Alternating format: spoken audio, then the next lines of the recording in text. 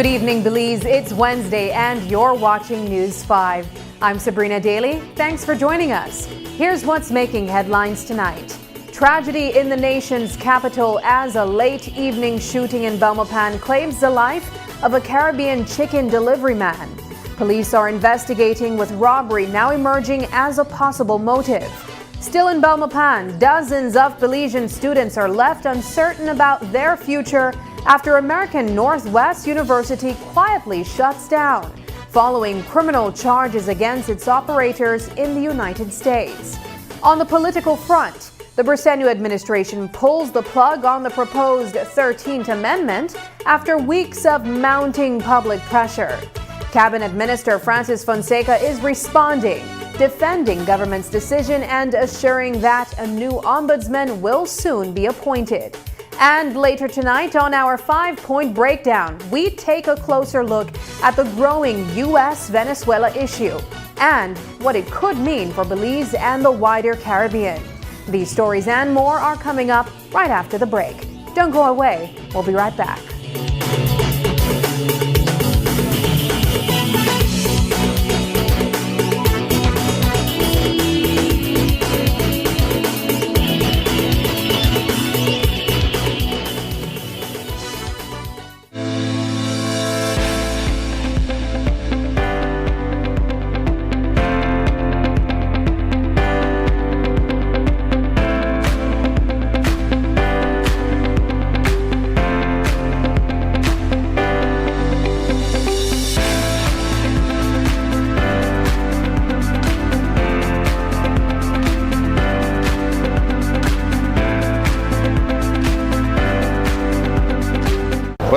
for tonight, man. 20 piece. 44 and turn that back way. 20. Yeah, 5 shilling there. So that rate. I know baby play 1, 2, and 3. I want to try call it quick now. Bolito just got easy. Now you can play your lucky rake with DigiWallet. Register and cash in to get started. Download the Bolito app and set DigiWallet as your pay and payout method. Bolito win. Get in it. We unite.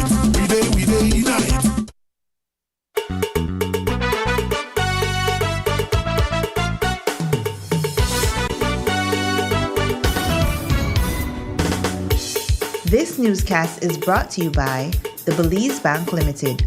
Our country, your bank. Good evening and welcome back. Tonight, a shocking act of violence in Belmopan has claimed the life of yet another delivery driver, raising renewed concerns about public safety. Shortly after 5 o'clock this afternoon, a Caribbean chicken driver truck was ambushed near Sunny City Supermarket in what police believed was an attempted robbery. The driver, identified as Mark Gabriel of Bea Vista Village, was traveling through the area when 2 men on a motorcycle pulled alongside his vehicle. Reports indicate that Gabriel initially pulled over, but moments later, the gunman opened fire on the truck. He was struck twice in the head. The attackers then fled the scene before police could arrive. Gabriel was rushed to the Western Regional Hospital where, despite the efforts of medical personnel, he was pronounced dead on arrival.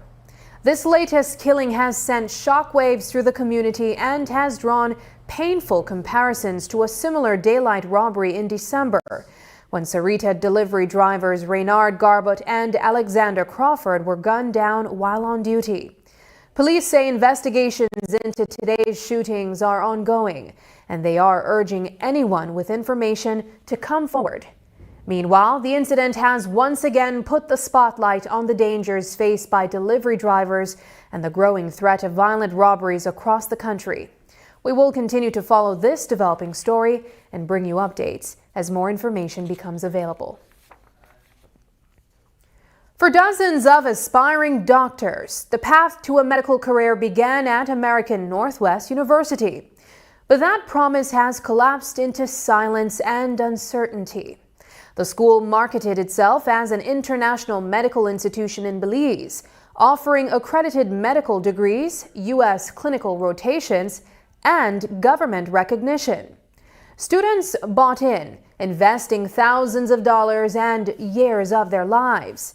Then, without warning, the school shut down. No notice, no refunds, no answers. The campus now sits locked and abandoned.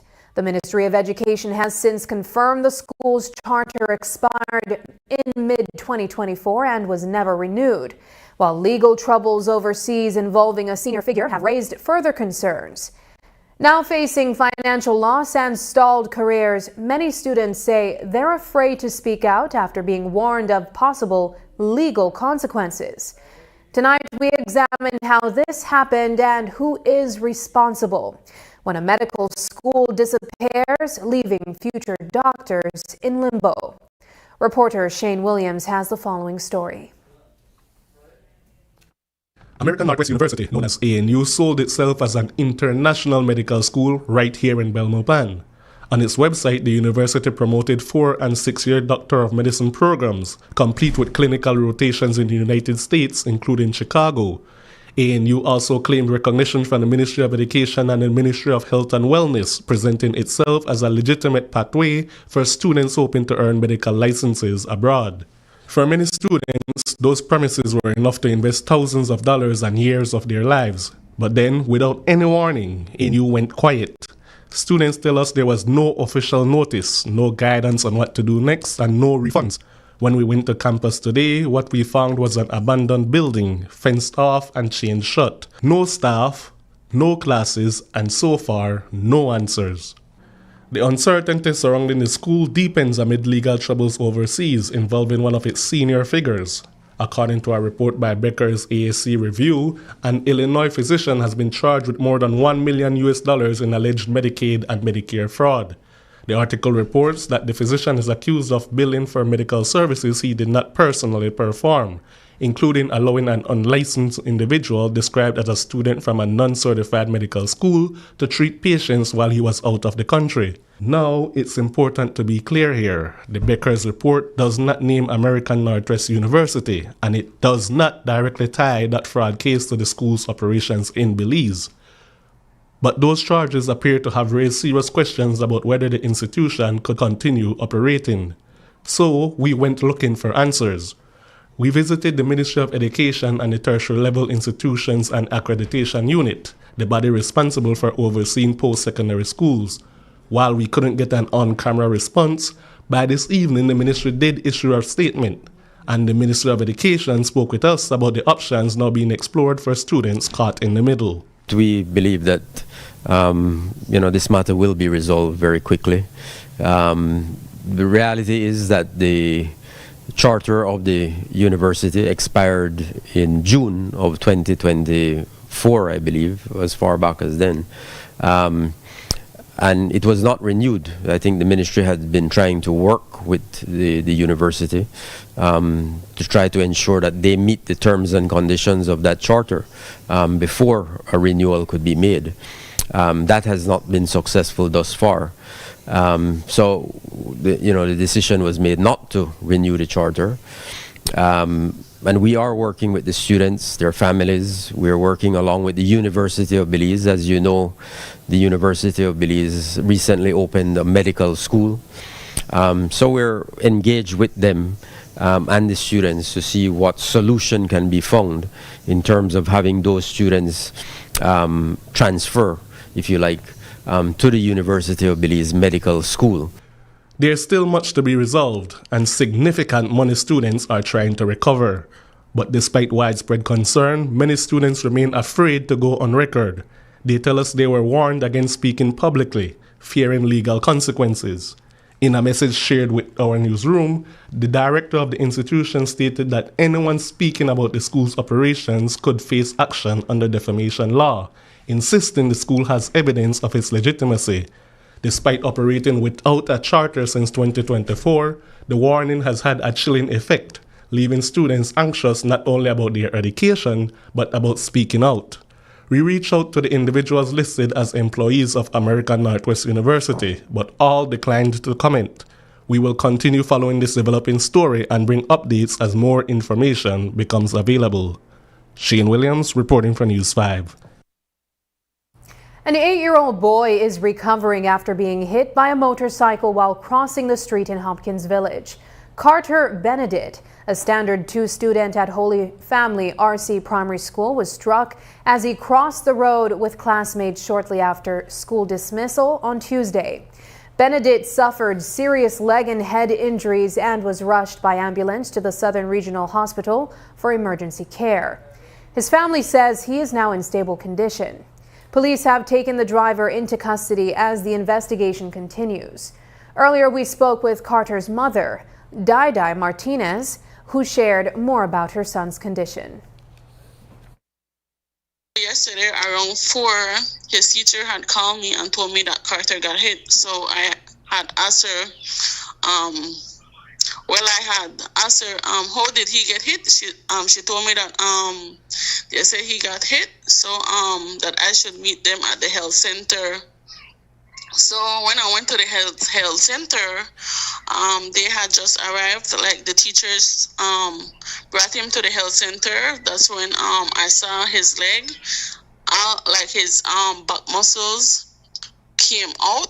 The ambulance came and we took him to Dangriga. That's when they did about 12 or 15 stitches on his head. Like they did a stitch, like he got a 2 stitch, and his back, it looked like I don't know if the young man skid on his back, but he had scrape on his back, and his toes, it has scrape as well, and his eye, like half of his face is swell, and his eyes are swell as well. It's swell as well. How is his recovery going so far? Well, after the doctor had stitched him up, they told me that she showed me the white tissue. Then she said that that we were so fortunate that the wet tissue didn't get damaged, because if that had gotten damaged, like, he wouldn't even walk again. Do you guys feel that this incident was a result of a driver being reckless in a school area? Yeah, I feel like the police need to tighten up on those who are driving the cycle, and yeah. Okay, and Carter, it was after school that he got hit. Was there no school warden making sure that the children cross, safely? No, and I think, well, basically, I think that they need to do a bump as well in front of the school. Since the start of 2026, Belize has recorded several motorcycle-related incidents across the country. On January 3rd, Brian Miguel was killed after being thrown from his motorbike during a collision with a Ford F-150 along the George Price Highway. Just days later, 8-year-old Carter Benedict of Hopkins Village remains hospitalized after being struck by a motorcycle while crossing the street after school. The recent crashes have renewed urgent calls for stronger road safety measures, particularly near schools, highlighting the dangers of reckless riding and the serious consequences for both motorists and pedestrians. Even before this latest incident, Transport CEO Chester Williams confirmed that Cabinet has been reviewing new measures aimed at tightening motorcycle training requirements and strengthening enforcement.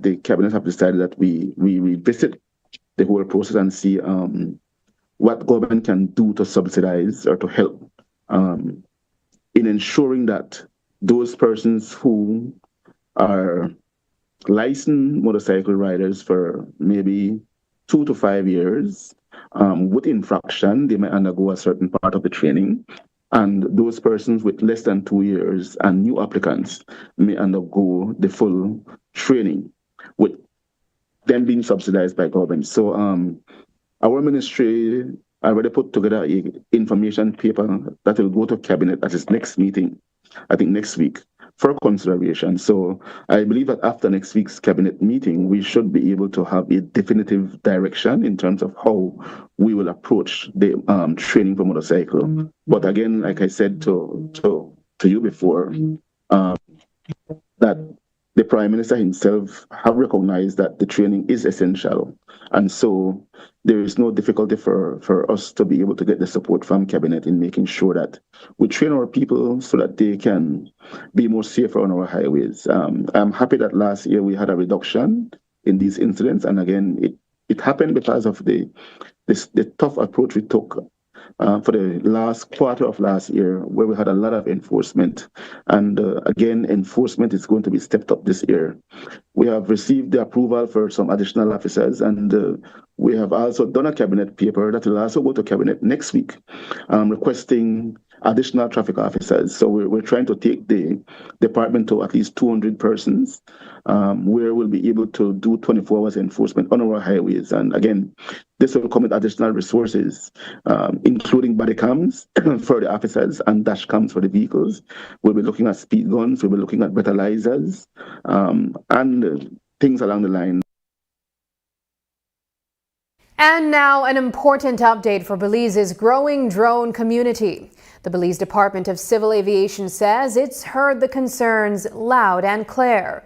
The agency has acknowledged feedback from drone operators and other stakeholders and confirms that it's reviewing those concerns as part of an ongoing consultation process. What's more, regulators say an open meeting is in the works, giving drone operators the chance to hear directly from the BDCA and to raise their questions and concerns face to face. While many in the industry are welcoming that step as a sign of progress, the department is also emphasizing urgency, noting that it has a responsibility to move quickly when it comes to safeguarding Belize's national airspace. The complete document is up for revision. Normally the process that we undertake is we put the document out for consultation. We ask that you provide a legitimate concern. It can't be a concern that it doesn't make any sense to us, so change it. Or I'm going to lose money, so change it. Yes, we have to be cognizant that people use drones to make a living. but we want them to do that in an organized and safe way, and in a way that they can integrate properly with manned aviation. We must look at each valid concern. We ask that you provide alternative proposals when you disagree with a specific article of the document that is put out there, of the directive that is put out there. And then we review it. If it makes sense, if it is practical, we undertake to do a risk analysis exercise with each one of those concerns that are raised. And if it doesn't reduce the level of safety, then we feel that we can go ahead and make the necessary changes. As the consultation process moves forward, stakeholders say preparation will be key as new drone regulations inch closer to rollout. Coming up, public pressure forces 13th Amendment withdrawal. More when we return.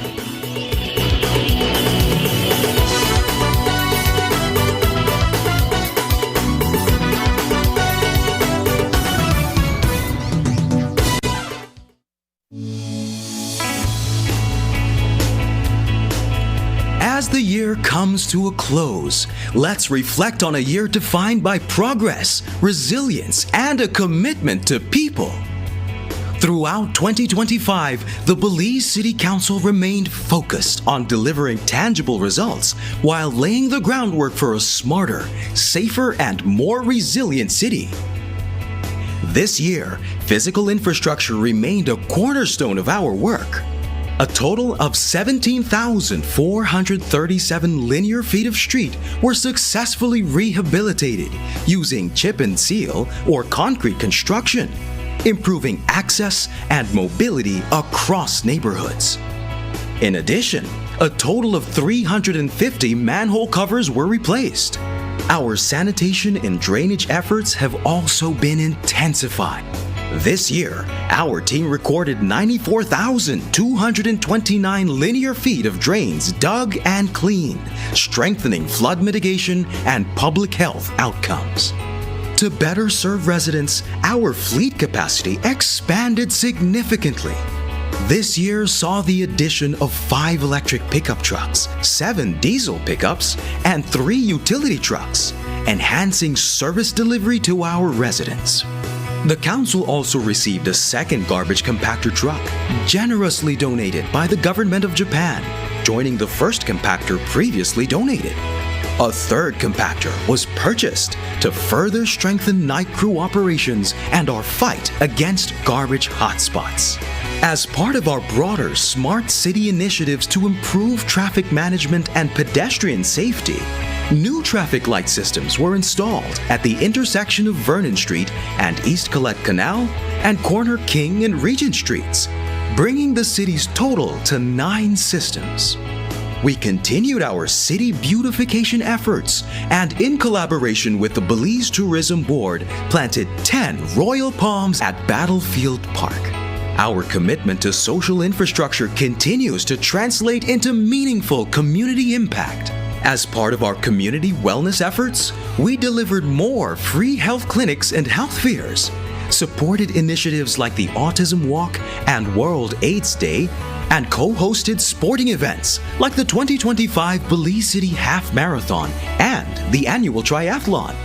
Once again, we proudly hosted the 8th annual Christmas tree lighting ceremony, featuring the Francis Renaud Christmas Concert Series, reaffirming our dedication to tradition, culture, and shared community moments.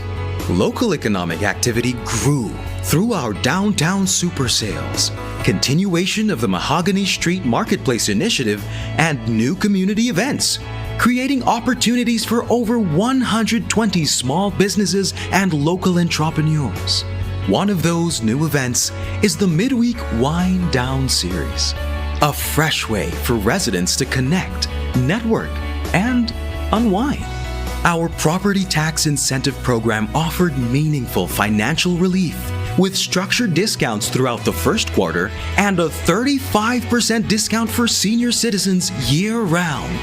Youth development continued to expand in both reach and impact. The Mayor for a Day initiative provided mentorship and leadership exposure, while targeted programs such as Mengage, Lead Hership, the Youth Connect Summer Blast, Pee Wee Basketball League, and Math and English summer programs welcomed hundreds of young people. Additionally, our second student hub was launched, marking another milestone and manifesto promise. While the first hub continues to serve students daily, Smart City initiatives accelerated throughout the year. We successfully launched e-ridership cards and our e-taxi service with 4 electric vehicles, which have served over 5,000 passengers, and celebrated the first anniversary of the e-bus service, which has served over 250,000 passengers. On the global stage, Belize City was invited to engage with leading urban innovators at the Smart City Summit and Expo in Taiwan, the Smart City Expo World Congress in Spain, and C40 World Mayors Summit in Brazil, where the Council's e-mobility project was named a finalist under the Clean, Reliable Transportation category for the 2025 Local Leaders Awards. At the same time, the Council continued to strengthen local, regional, and international partnerships. Through Mayor Wagner's intervention at the European Parliament in Belgium, Belize City helped reinforce the importance of decentralized cooperation, where cities and national governments work alongside international partners to meet local needs. The impending reconstruction of the Belcan Bridge and the Swing Bridge demonstrates how international partnerships can directly support communities at the local level. Through CIMO, the Council signed on to the UNDRR's Making Cities Resilient 2030 initiative and hosted 2 workshops under the program, strengthening our preparedness and resilience for the future. Progress on the Floating Boardwalk project continued with feasibility reaffirmed in November, bringing this transformative vision closer to reality.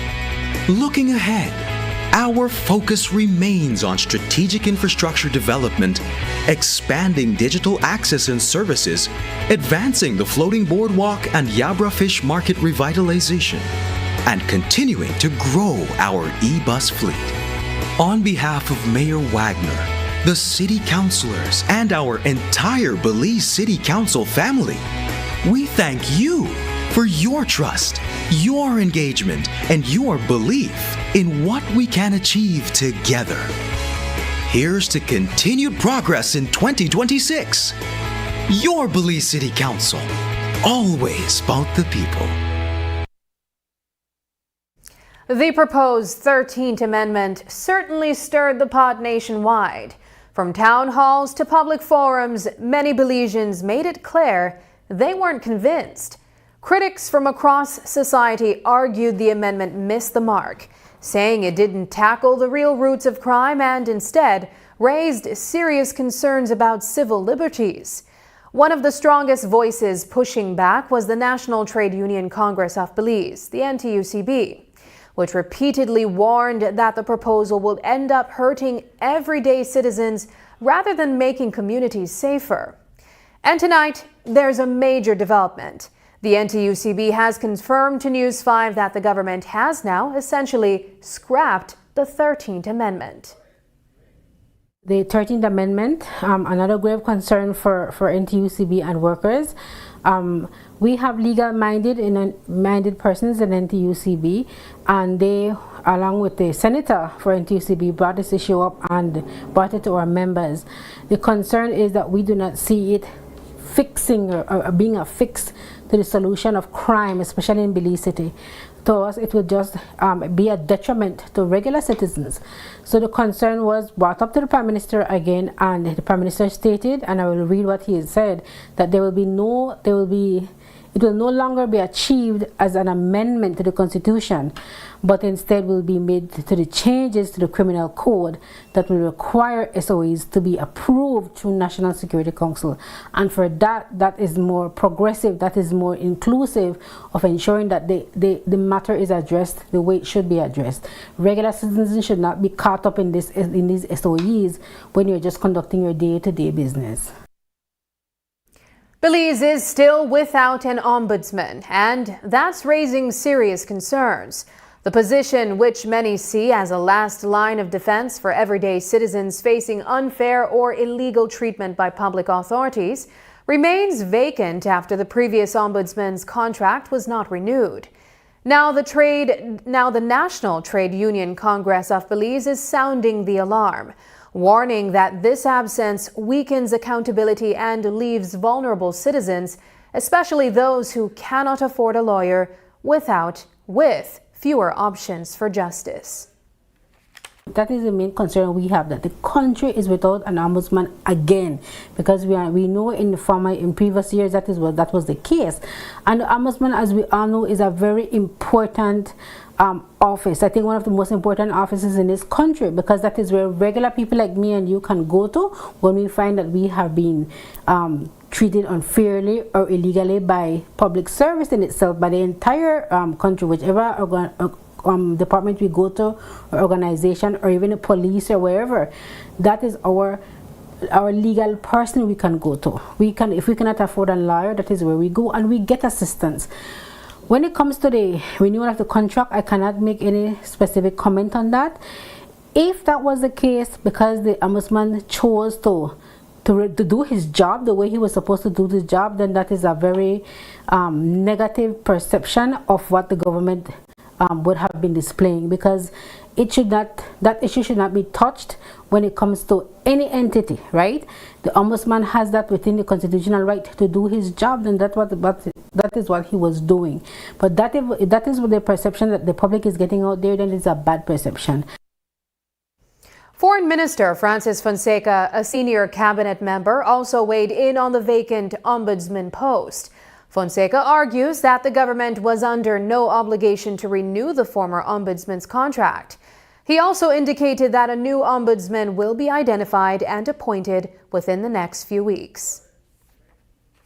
I don't know where, this narrative developed that the contract had to be renewed. There was no obligation on the part of the government to renew the ombudsman's contract. He's a friend of mine. I have great respect for Major Suazo. He served well. His contract expired, and the government made it clear to him that it would not be renewing that contract.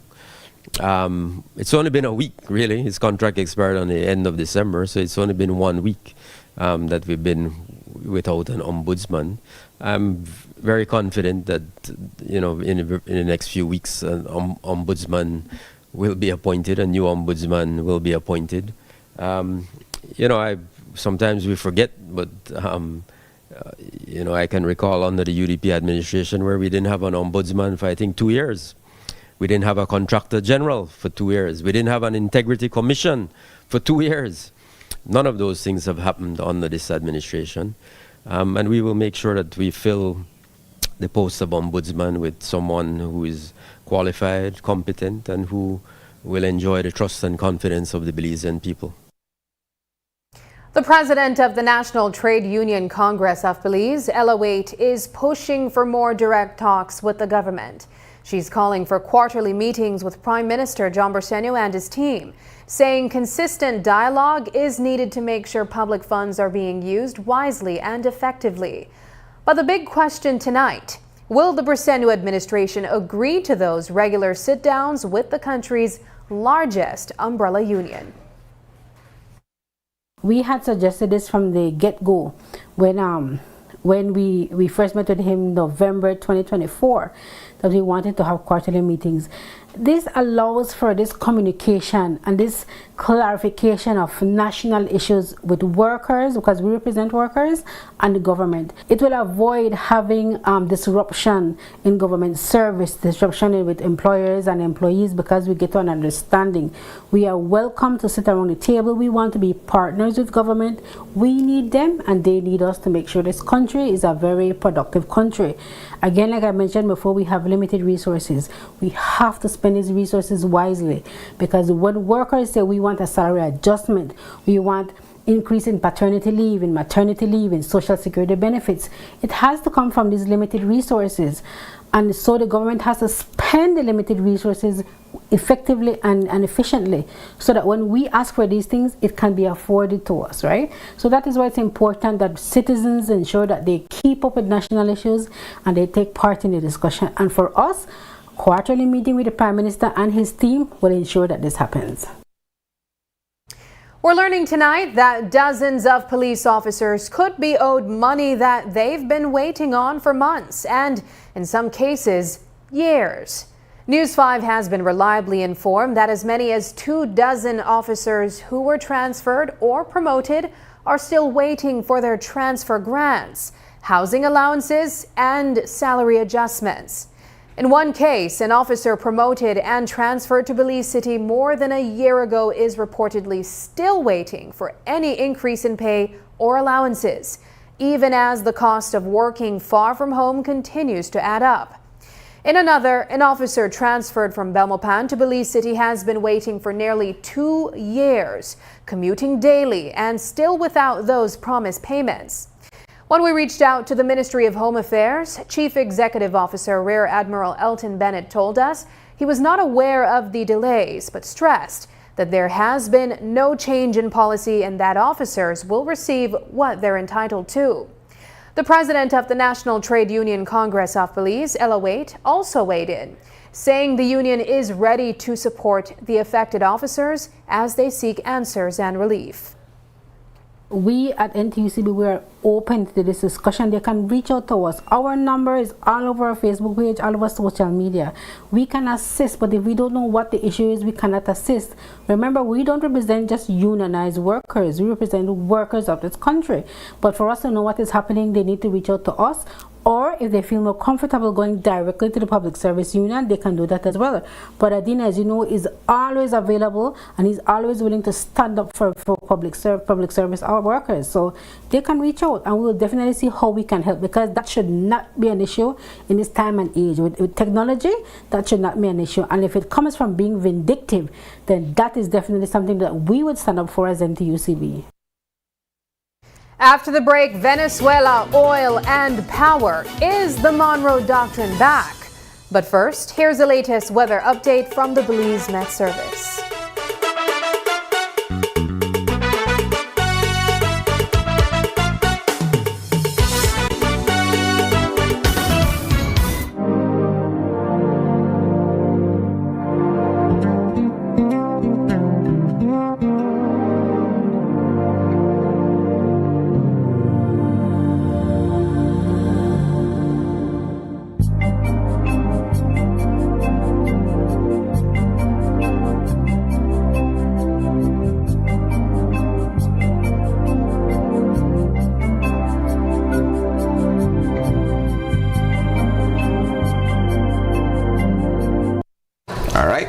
Set. I'll swap out the water inlet valve and everything is running normally. Amazing. So what will be the cost? Oh, for you? There's no cost. No cost? I'm flattered, but I'm actually married. Oh no, nothing like that. It's actually part of our 1-year warranty policy. Oh, well, that makes sense. Don't worry, it happens all the time. Really? No. Belize's only full-service GE USA dealer. Full service, full warranty, full selection. GE Appliances. Good things for life. Available at Design Depot. All in one place.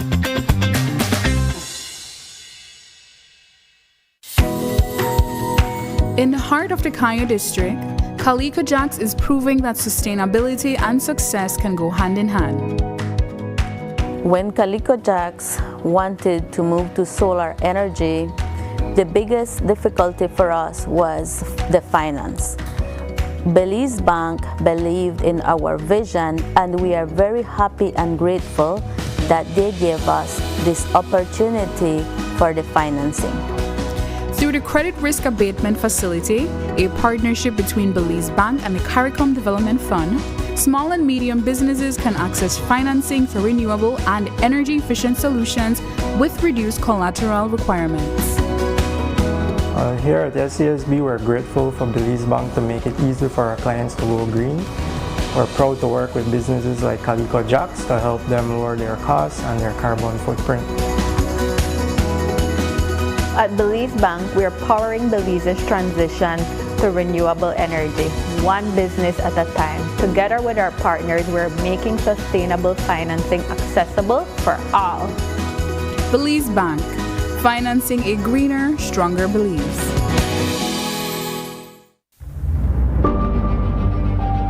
This year, Belize felt more connected than ever.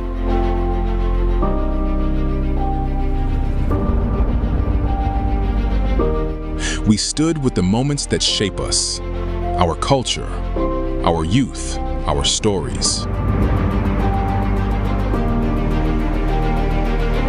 And we lifted young dreams even higher, powered by advancement and possibility.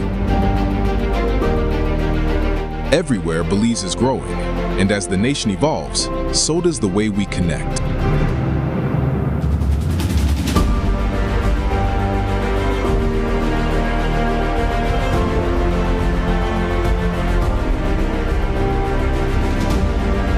This year, Belize showed its light, and we were honored to drive innovation across the country. As we look ahead, our promise is simple: to unite communities, nurture dreams, and continue leading Belize's digital transformation. From our Digi family to yours, wishing you a bright and prosperous 2026. Happy New Year!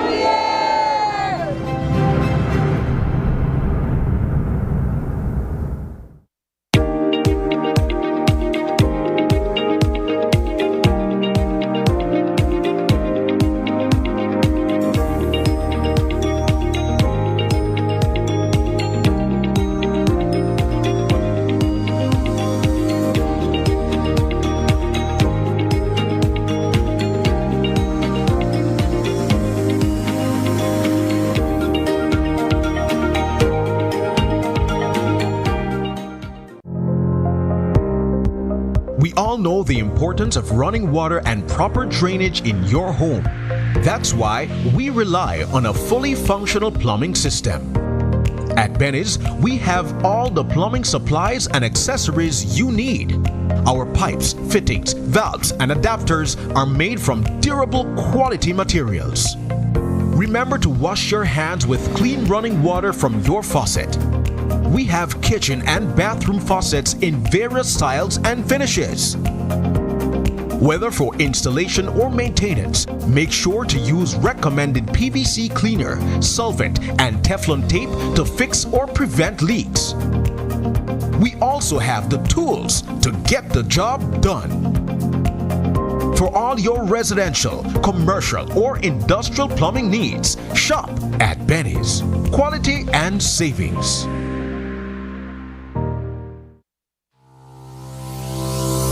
Need to submit your sickness benefit claim online and have a physical medical certificate? Here's how you can do it. First, go to ssbportal.org.bz and log into your My Social Security account. Next, on your dashboard, click Benefits and choose Forms. Review the requirements, then click Continue to proceed. Click Apply under Sickness Benefit to start your claim. Review and confirm your banking information. If it is not correct, select No and follow the steps to update your banking details. If your banking information is correct, select Yes. Next, if your illness is not related to an injury at work, select No and proceed to upload your medical certificate. Select your claim period and confirm your employer details. Read the declarations and click each to agree. Click Submit and you're done. A confirmation email will be sent to you. Your employer will also receive an email with your claim details and a request for your salary information. If needed, submit your sickness benefit claim online and receive real-time status updates.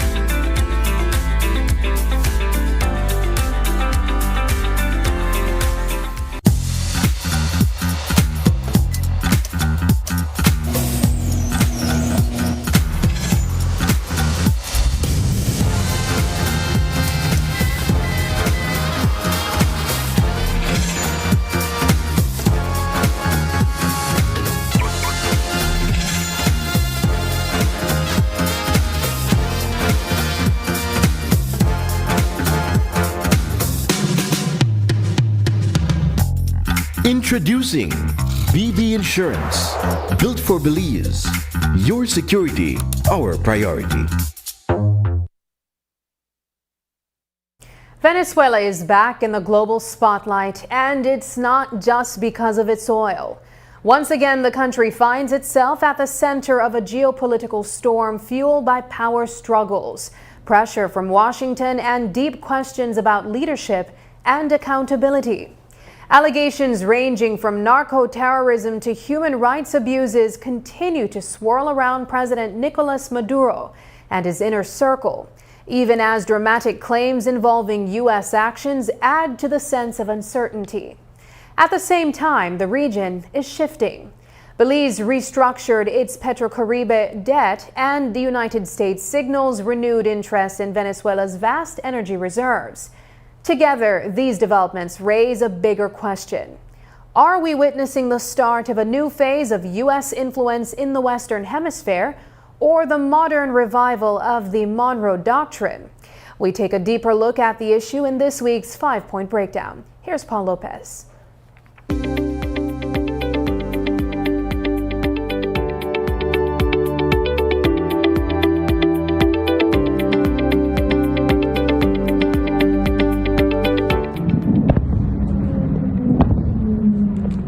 Venezuela has found itself back at the center of global discussion, this time following reports that President Nicolas Maduro and his wife, Celia Flores, were taken from Caracas to face charges in New York.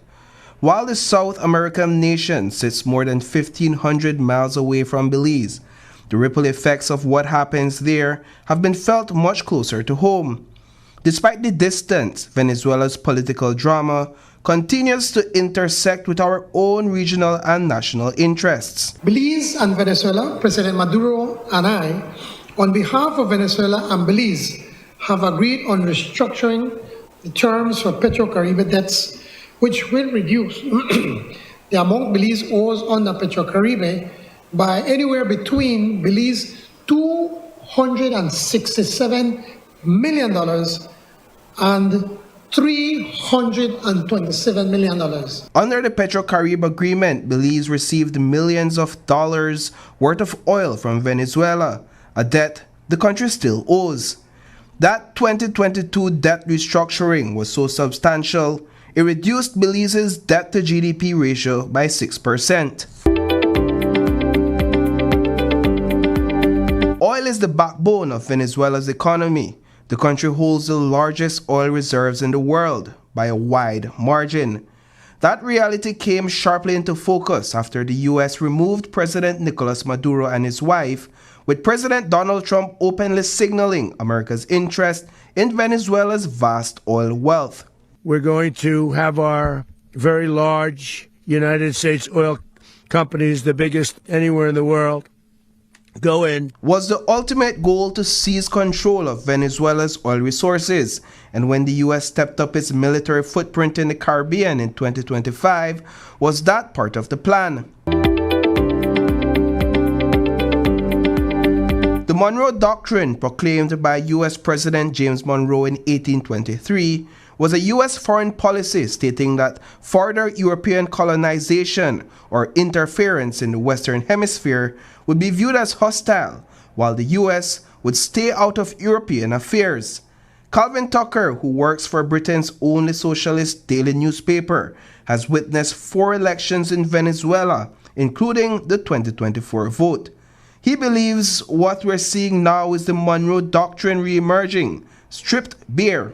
It states that the United States has the right to impose its will on its backyard, as it sees it, in Latin America, and to dominate not only the countries in Latin America, but to prevent its European rivals at the time from maintaining influence in the region. And the new Monroeism is a return to that basic philosophy and practical expression of naked US military force. The U.S. military buildup in the region was already underway long before any public talk of Venezuelan oil. Officials said the expanded presence was part of a broader effort to combat transnational crime. Year after year, the U.S. identifies Belize as a major drug transit country, with drugs trafficked from Venezuela. This morning, early, around 12:30 thereabout, a truck was observed leaving Venezuela, heading our way. And today, Maduro is facing allegations involving narco-terrorism and cocaine trafficking. The charges stem from a 2020 U.S. indictment claiming Maduro is the head of a drug trafficking group, Cartel de los Soles. But Venezuelan authorities have repeatedly contended that the cartel does not exist. Maduro is accused of running a drugs cartel, the cartel of the Suns, and it's just been revealed by the New York Times in the last few days that in fact the U.S. Justice Department is no longer pursuing their case against Nicolas Maduro on the basis that he's leader of this cartel, because the cartel doesn't exist. It never existed. Beyond the criminal charges, the United Nations has recorded serious human rights abuses under Maduro's rule, ranging from extrajudicial killing to alleged crimes against humanity and election fraud tied to the 2018 and 2024 elections. His government also had a long record of restricting foreign media. Still on Monday, the UN Under-Secretary General called for respect for Venezuela's sovereignty. I remain deeply concerned that rules of international law have not been respected with regard to the 3 January military action. As the fallout from Maduro's extradition continues and the U.S. expands its presence in the Caribbean, the stakes for Venezuela and the wider region are higher than ever. Oil wealth, sovereignty, and foreign intervention are tightly woven into a story that recalls both long-standing doctrines and modern geopolitical ambitions. Whether this moment signals real change for Latin America or a return to familiar fault lines remains an open question. So where does Belize stand on the issue? We are a small country, and we are fully committed to, the fundamental principles that really underpin the global order, which are international law, multilateralism, a commitment to the UN Charter. Reporting for News 5, I am Paul Lopez. When we return, uncertainty surrounds LIU gang employment program.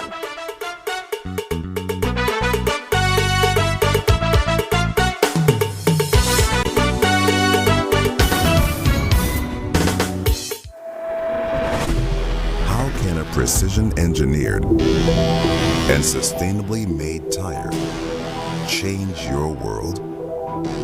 A tire that gives you strength and safety when you need it most. What we learn on the track, we innovate. For the road. Bringing next-level quality and reliability to every drive. At GT, we believe our tires can deeply improve the driving experience for each and every one of us, whatever our goals. Enjoy driving. GT Tire. Shop smart for your Samsung devices in Belize and enjoy benefits you won't get anywhere else. When you shop locally for your Samsung, all your devices will be covered by a 1-year local warranty. You won't get that when shopping with the other guys. When in doubt, always look for the Cellular World seal to know you're getting the real deal. Shop with confidence and enjoy your Galaxy knowing that it can be repaired locally at our Samsung Service Center by certified Samsung technicians using using original parts and machinery. Even better, enjoy the best LTE experience in Belize, knowing that your Samsung devices are compatible with major local carrier networks. Get the ultimate Samsung Galaxy experience only when you shop from authorized Samsung resellers nationwide.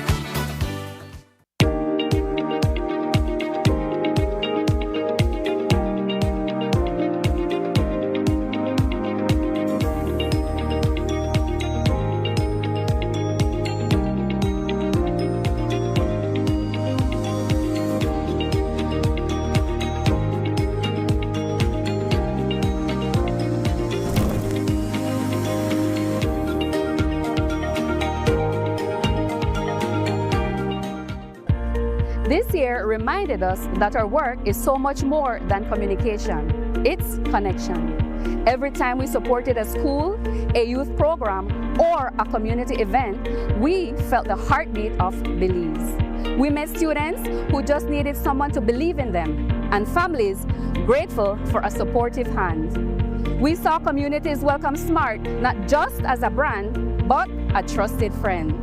For us, impact is created through service, presence, and purpose. As we move into a new year, we remain committed to empowering our communities and sharing stories that reflect how SMART strengthens the connections that matter most. That commitment to people drives how we build our products. We focus on delivering real value and flexibility. We upgraded our postpaid plans to include social media data, keeping you connected to your favorite platforms without the extra cost. For the prepay family, we enhanced prepaid plans to ensure you get more data and benefits from every single recharge. Flex bundles now better match real-time budgets, improving affordability. We introduced affordable Mexico data bundles to keep you connected while traveling. We are listening, adapting, and ensuring you get high-value connectivity you deserve. Great plans need a great network. SMART strengthened its promise of bringing people together by investing heavily in expansion. We added new towers in key areas, bringing a stronger signal and improved service to more communities. Customers along the coastal road in Blancano, Mountain Pine Ridge, and Cristo Rey now enjoy more consistent coverage, making SMART a reliable companion for every journey. SMART launched its fiber network in Sartineja, bringing reliable high-speed connectivity for today's digital needs. At SMART, we strive to reflect the energy of Belize in everything we do. From celebrating 20 years of excellent service to exciting collaborations, we've shared unforgettable times. We've delighted you with our biggest giveaways and deals ever, ads you could laugh and connect to, and launched a revamped website to make your digital experience faster and more engaging. As we look forward to the new year, we remain committed to what matters to you most: the communities we serve, the connections we build, and the precious moments we all share. All these remind us of our true identity and steadfast purpose, bringing people together. Electricity is essential for everyday life, but behind every outlet, a lot is happening to bring you safe, reliable, and sustainable energy. Let's start at the beginning. Independent power producers across Belize generate electricity using a mix of renewable and non-renewable resources. Electricity travels across a network of high-voltage transmission lines capable of transmitting electricity across long distances. Electricity then reaches your nearest substation, where it is adjusted to a lower voltage, making it safe to travel on the distribution lines you see in your community. From there, electricity makes its final journey from the distribution lines to your home, providing you with safe and reliable power when you need it. Belize Electricity Limited. We continue to serve you. It's widely regarded as one of the most unpopular government programs in Belize, the Leadership Intervention Unit's Gang Jobs Initiative. The unit employs young men from gang-infested neighborhoods who have long been cast aside by the formal employment sector for beautification projects in their own community. The average worker is paid $350 twice a month, with supervisors earning a bit more. However, with the Belize City Council recently awarding a cleaning and beautification contract to Lawrence Ellis's Reliable Waste Solutions for $33,000 weekly, there are even more questions on the necessity of the LIU program. We tracked down Acting Director of the Leadership Intervention Unit, Andrew Dawson, and asked if their program is still alive. Definitely, the guys are working. The guys continue to work. The work program is functioning. Of course, we have some slight hiccups as it relates to small persons or small groups who may not work as efficient as we want them to. But as you can see, and it's evident that these guys are on the ground and they're still putting in their pong and they're working towards beautification of their communities. How many people are still enrolled in?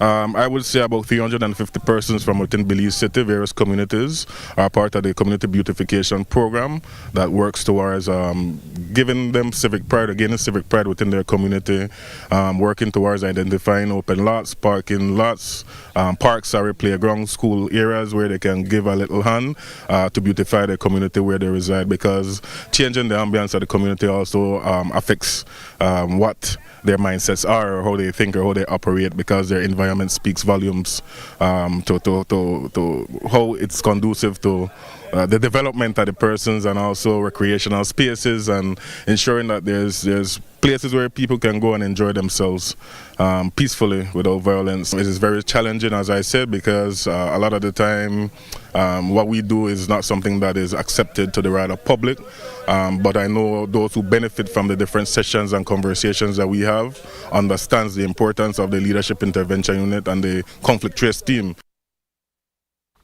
Belize Bank is celebrating a major win tonight. The bank has earned a AA+ credit rating from Caribbean Information and Credit Rating Services, CARICRIS, a strong vote of confidence in its financial strength and stability. Belize Bank first invited CARICRIS to independently assess its operations back in 2019 and has been working with the rating agency ever since. Today we sat down with Executive Director Filippo Alario to talk about what this rating really means, not just for the bank, but for the future of banking in Belize. For the past 7 years, Belize Bank has invited the Caribbean Information and Credit Rating Services, CARICRIS, to provide a third-party evaluation of its services. And this year, the company is celebrating a AA+ local rating. CARICRIS is one of the Caribbean's top rating agencies, providing independent evaluations of financial strength and credit risk across a wide range of industries. Belize Bank's Executive Chairman, Filippo Alario, shared his excitement about this year's evaluation. They use global standards in their rating exercises. They are backed by central banks throughout the region. They are owned partly by the Caribbean Development Bank and the Inter-American Development Bank, and they use standards from S&P Global. So we're very happy to have been able to go through this exercise. This is the 7th year that we do it, and we recently got our 2025 ratings. CARICRIS provides 2 assessments, a local rating and a regional rating. According to Alario, this year's ratings indicate that the bank is in line with the best banks in the region. This year's rating, I think, was a powerful statement of our financial strength and standing. We received 2 ratings. One rating is a local rating, which is AA+. That is the highest rating possible in any jurisdiction. And we received a BBB rating with a stable outlook for the regional rating. Essentially, these 2 ratings are for different type of investors or readers. The process kicks off every October, with the lead examiners sending questions to the bank, then checking back in to see how it's performing in different areas. They come back and try to validate every single item that they feel needs more clarification. They also not only interview me, but they interview all senior executives. Alaria explains that the ratings matter most to foreign investors and partners looking to do business with the bank. He explains that while the information may not read as important to the average Belize Bank customer, it is another stamp of validation for the services that are being provided. I think it's important for them to know that, there is an independent entity with global standards that scrutinizes. While the AA+ rating underscores Belize Bank's strength, executives say holding on to it will require careful management and adapting to shifts in the local economy. Brittany Gordon for News 5. Up next, San Felipe targets litter as trash builds up.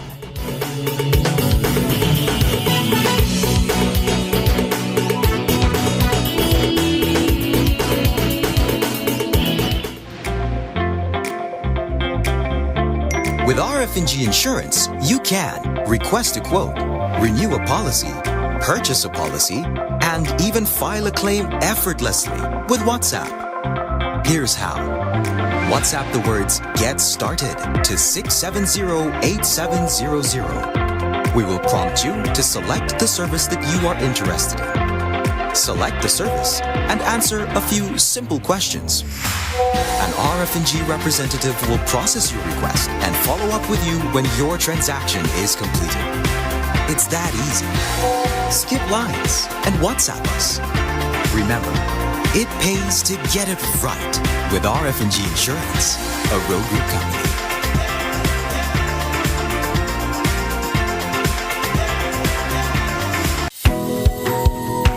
In the heart of the Cayo district, Calico Jacks is proving that sustainability and success can go hand in hand. When Calico Jacks wanted to move to solar energy, the biggest difficulty for us was the finance. Belize Bank believed in our vision, and we are very happy and grateful that they gave us this opportunity for the financing. Through the Credit Risk Abatement Facility, a partnership between Belize Bank and the CARICOM Development Fund, small and medium businesses can access financing for renewable and energy-efficient solutions with reduced collateral requirements. Here at SCSB, we're grateful for Belize Bank to make it easier for our clients to go green. We're proud to work with businesses like Calico Jacks to help them lower their costs and their carbon footprint. At Belize Bank, we are powering Belize's transition to renewable energy, one business at a time. Together with our partners, we're making sustainable financing accessible for all. Belize Bank, financing a greener, stronger Belize. This year reminded us that our work is so much more than communication. It's connection. Every time we supported a school, a youth program, or a community event, we felt the heartbeat of Belize. We met students who just needed someone to believe in them, and families grateful for a supportive hand. We saw communities welcome SMART not just as a brand, but a trusted friend. For us, impact is created through service, presence, and purpose. As we move into a new year, we remain committed to empowering our communities and sharing stories that reflect how SMART strengthens the connections that matter most. That commitment to people drives how we build our products. We focused on delivering real value and flexibility. We upgraded our postpaid plans to include social media data, keeping you connected to your favorite platforms without the extra cost. For the prepay family, we enhanced prepaid plans to ensure you get more data and benefits from every single recharge. Flex bundles now better match real-time budgets, improving affordability. We introduced affordable Mexico data bundles to keep you connected while traveling. We are listening, adapting, and ensuring you get high-value connectivity you deserve. Great plans need a great network. SMART strengthened its promise of bringing people together by investing heavily in expansion. We added new towers in key areas, bringing a stronger signal and improved service to more communities. Customers along the coastal road in Blancano, Mountain Pine Ridge, and Cristo Rey now enjoy more consistent coverage, making Smart a reliable companion for every journey. Smart launched its fiber network in Sartineja, bringing reliable high-speed connectivity for today's digital needs. At Smart, we strive to reflect the energy of Belize in everything we do. From celebrating 20 years of excellent service to exciting collaborations, we've shared unforgettable times. We've delighted you with our biggest giveaways and deals ever. Ads you could laugh and connect to, and launched a revamped website to make your digital experience faster and more engaging.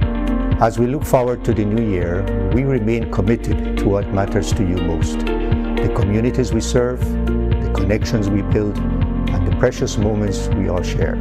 All these remind us of our true identity and steadfast purpose, bringing people together.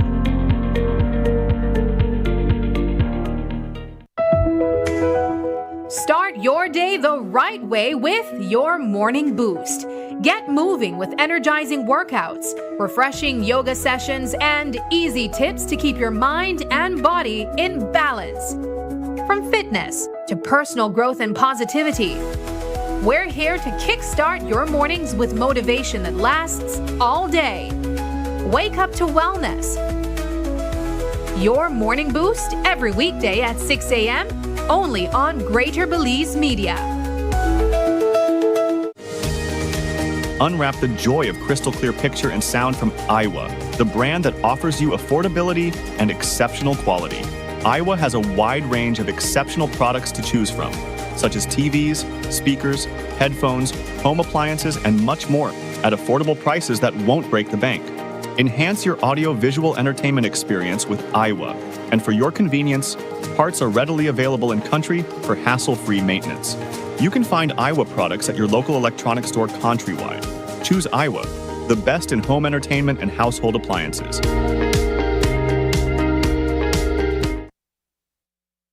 Trash is becoming a growing eyesore in Orange Walk, and the San Felipe Village Council is now calling on residents to step up and help keep the community clean. Last month, the council took to social media to express concern over ongoing littering, especially at the village entrance and Central Park, warning that the buildup of garbage is hurting the town's image. Despite repeated cleanup efforts by volunteers and council members, trash continues to reappear in these public spaces.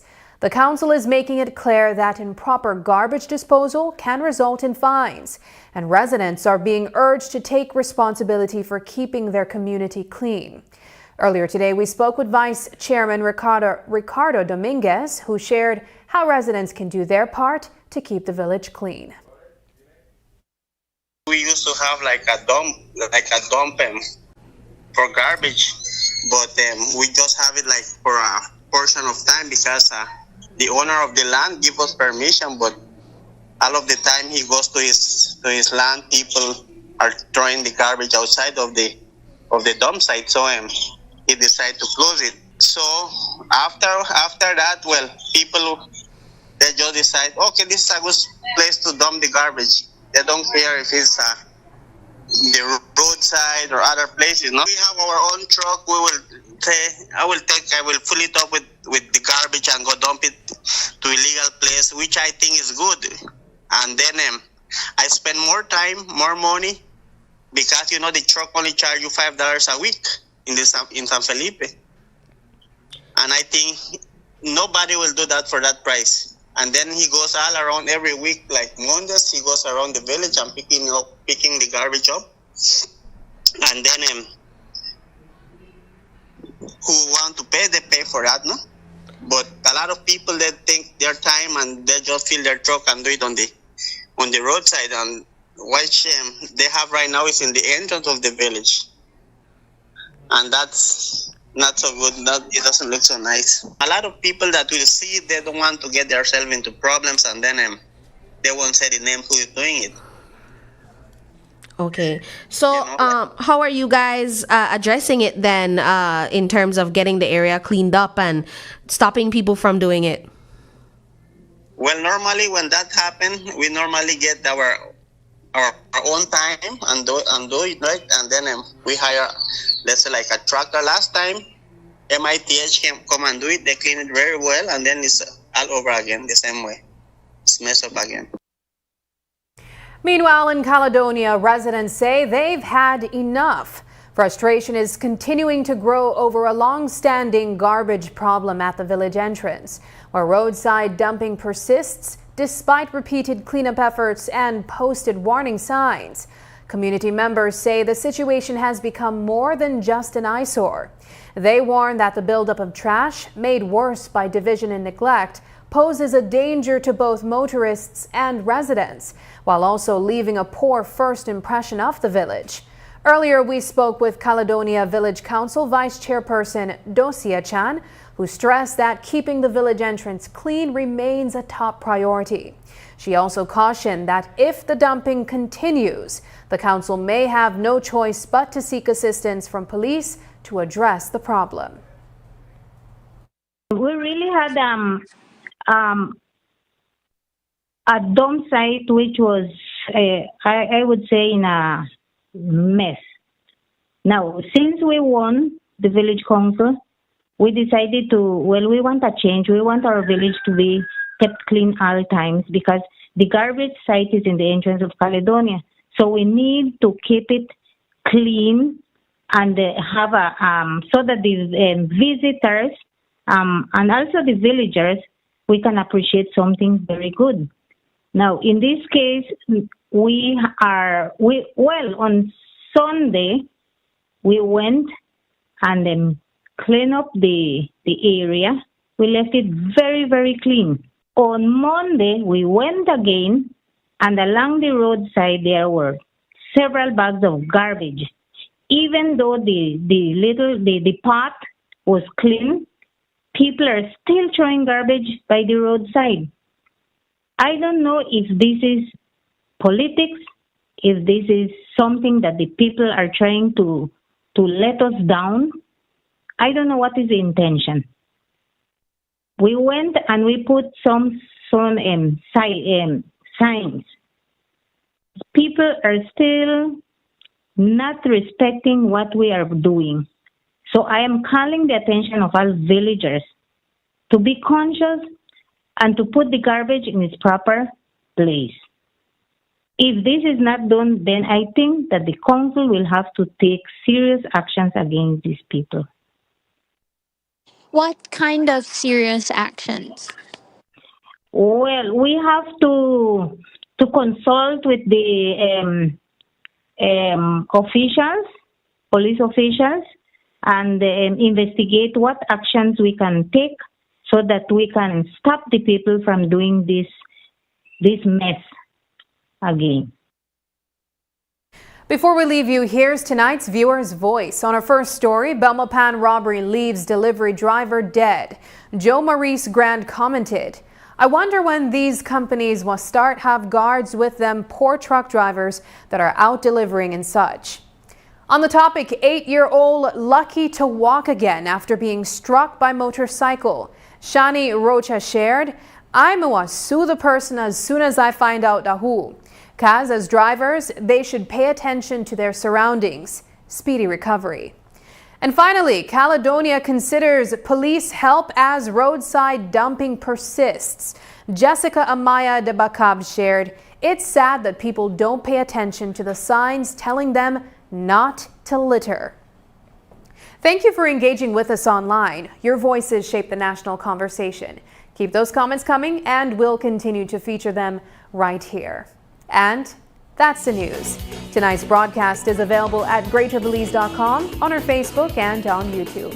I'm Sabrina Daly. Thanks for joining us, and from all of us here at News 5, good night.